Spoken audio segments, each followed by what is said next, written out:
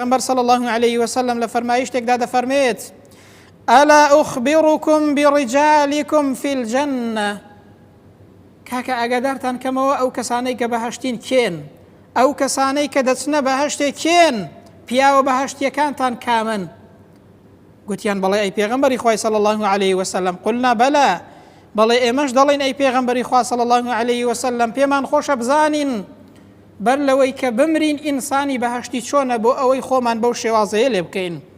پێغەمبەر فەرمووی صلی الله علیه وسلم النبی فی الجەنە پێغەمبەران لە بەهەشتدان والصدیق فی الجەنە ڕاستان و ڕاستگۆیان لە بەهەشتێدان ئەو کەسانەی کە قسەکانیان ڕاستە کردەوەکانیان ڕاستە نیەتەکانیان لەگەڵ خوای پەروەردگاردا ڕاستە لەگەڵ خوای گەورە ڕاست دەکەن لەگەڵ خەڵکیشدا ڕاست دەکەن لەگەڵ خۆشیاندا ڕاست دەکەن پێغەمبەر فەرمووی ئەو جۆرە کەسانەش لە بەهەشتێدان ئەنجا سێم فەرمووی والرجل يزور أخاه في ناحية المصر لا يزوره إلا لله ئەو کەسەی کە سەردانی برایەکی موسڵمانی دەکات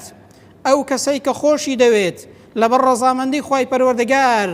لە شوێنێکی جیاواز و دوور دەچێتە سەردانی و لە پێناوی ڕەزامەندی خوای گەورەدا خۆشی دەوێت پێغەمبەر صلی الله علیه وسلم فەرمووی ئەو کەسەش فی الجەنە ئەو کەسەش لە بەهەشتێدایە و کەسێکی بەهەشتیە